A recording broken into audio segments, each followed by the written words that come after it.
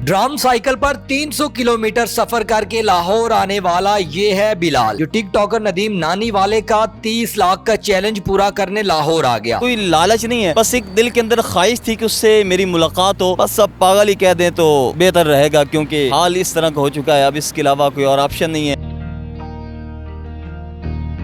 अच्छा, कहाँ से आप आए हैं और साइकिल ड्रम क्यों बना के लाहौर में फिर रहे हैं आप?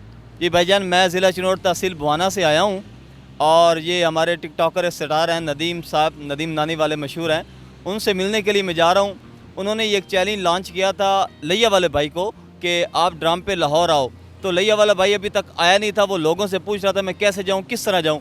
तो मैंने लैया वाले भाई को ये चैलेंज किया था कि मैं आपको बताता हूँ कि ड्रम पे किस तरह लाहौर जाना है और कैसे तैयारी की जाती है। तो मैं इस ख्वाहिश में मैंने ये ड्रम गाड़ी तैयार करवाई और उसके साथ साथ नदीम भाई ने ये एक चैलेंज कर दिया कि मेरी नानी के लिए जो भी ईमानदारी से कुरान मजीद पढ़ेगा एक मरतबा, मैं उसको जो अपने पास बुलाऊंगा। तो उसने एक मरतबा कुरान पढ़ने पे 10 लाख और एक आईफोन का ऐलान किया, लेकिन मैंने मोहब्बत की बिना पर एक बार भी ख़त्म कर दिया, दूसरी बार भी ख़त्म कर दिया और मैं रस्ते के अंदर मैंने अल्हम्दुलिल्लाह तीसरी बार भी कुरान मजीद मुकम्मल किया है अल्हम्दुलिल्लाह। तो बड़ी मुश्किल से ये मुझे सफ़र तय करना पड़ा है। कितने किलोमीटर सफर कर गए और कहाँ से आए हो? मुझे तकरीबन नदीम भाई के घर तक पहुंचने में तकरीबन 300 किलोमीटर सफ़र पूरे हो जाएंगे। और क्या कहते हैं, रास्ते के अंदर ये इसका बार बार ख़राब हो जाना साइकिल का, इससे इतना ज़्यादा परेशान किया है। अच्छा, मुझे बताएं कि नदीम नाने वाली से इतने क्यों आप मिलने की आपको पड़ी है कि साइकिल पे ही आप 300 किलोमीटर करके आए हैं? इतना क्या कोई इनाम, कोई लालच है आपको? नहीं, कोई लालच नहीं है, बस एक दिल के अंदर ख्वाहिश थी कि उससे मेरी मुलाकात हो। अच्छा, मुझे बताएं उसने कोई इनाम वगैरह रखा हुआ है? ये जो चैलेंज दिया है, जो आप साइकिल पे आप इतना दूर आए हैं मिलने में, कोई इनाम भी रखा हुआ है उसने? ये जो ड्रम साइकिल पे जाने का इनाम जो है ये उसने रखा हुआ है लैया वाले भाई को कि 25 लाख कैश, आईफोन 10 लाख, अनस भाई ने भी कहा हुआ है। लेकिन हम सिर्फ लैया वाले भाई को इम्प्रूव करने के लिए ये हमने साइकिल के ऊपर सफ़र करके नदीम भाई के पास जा रहे हैं। और जो कुरान पढ़ने का है उस पर नदीम भाई ने जो एक लड़के के मैसेज के जवाब में कहा था कि 10 लाख रुपये इनाम दूंगा और एक आईफोन दूंगा, और जो भी पढ़ कर आएगा मैं उसको अपने पास बुलाऊंगा। उसके साथ भी यही रवैया पेश। शादीशुदा? जी अल्हम्दुलिल्लाह शादीशुदा। कितने बच्चे हैं? एक बच्ची है मेरी। अपनी बीवी को, बच्चों को छोड़ के आप एक ऐसे टिकटॉकर के लिए आ रहे हैं जिसके आपको घर का भी नहीं पता। बस जो मैंने बात की थी ना, उस बात को पूरा उतरने के लिए ये मैंने हर तरह की कुर्बानी दी है, पैसे की, टाइम की, बच्चों की, जो है बीवी की, हर तरह की कुर्बानी दी है। अच्छा, सफ़र में क्या मुश्किलात आई हैं और कितने दिन में पहुँचे हैं यहाँ पे? हालांकि ये सफ़र सिर्फ 3 दिनों का है, लेकिन मुझे तकरीबन 1 हफ़्ता लग गया है। टिकटॉकर के कितने बड़े फ़ैन हैं?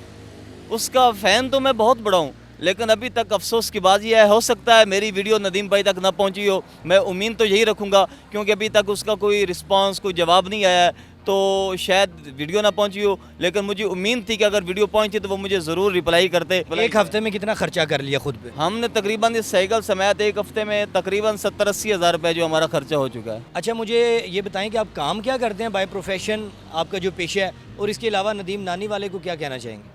मैं तो वैसे एक मस्जिद के अंदर ड्यूटी करता था, खिदमत वगैरह करता था, यही मेरा काम था। लेकिन मैंने सब कुछ छोड़कर नदीम भाई के लिए सफ़र किया। अभी तक नदीम भाई का कोई रिप्लाई नहीं आया। मैं नदीम भाई से दरख्वास्त करता हूँ कि मैं बहुत मुश्किल तरीन सफ़र तय करके इधर लाहौर में पहुँचा हूँ, और लोग भी पीछे से मुझे ताने देंगे कि आपने ये इतना बड़ा रिस्क लिया, अभी तक नदीम भाई आपसे मिले नहीं है। मेरी इज़्ज़त का मसला है, इज़्ज़त का सवाल है। मैं नदीम भाई से दरख्वास्त करता हूँ कि प्लीज़ काइंडली मुझसे ज़रूर मुलाकात करें, मेरे साथ वीडियो शेयर करें, और मैं जहाँ पर भी हूँ मैं उनसे दरख्वास्त करता हूँ कि वो मुझसे ज़रूर मिलें और वीडियो के अंदर अपने बंदे भेजकर मुझे ज़रूर रिसीव करें। अच्छा, मुझे बताएं अगर नदीम नानी वाला आपको मिलता ही नहीं है तो फिर क्या करेंगे?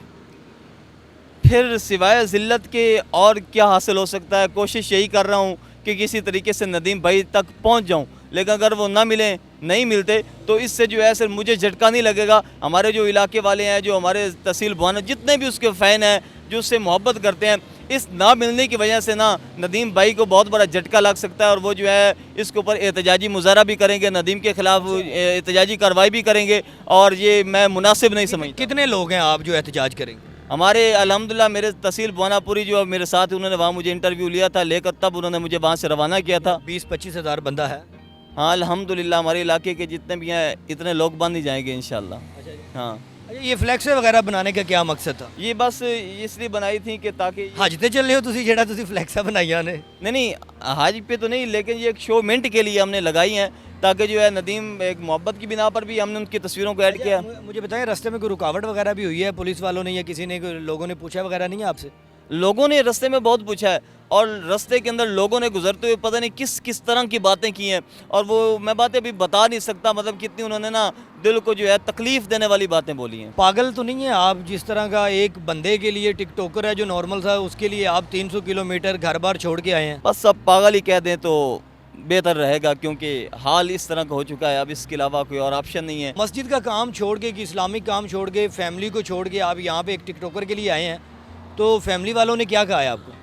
बस फैमिली वालों ने भी कुछ रोका शोका था, लेकिन असल बात यह थी कि मैं टिकटॉक पे वीडियो अपलोड कर बैठा और मेन चीज़ वजह बन गई थी कुरान, क्योंकि जब उसने कहा था ना कुरान ईमानदारी से पढ़ो, और मैंने इन ईमानदारी से जब उसकी बात मान कर पढ़ लिया, तब इतना तो मेरा हक बनता है ना कि मैं उसके पास जाऊं और वो मुझे मिले और मैं उसके पास बैठकर उसकी नानी को साथ। ये जो शेर वगैरह फ्लेक्सिस पे लिखे हैं, ये किसने लिखे हैं?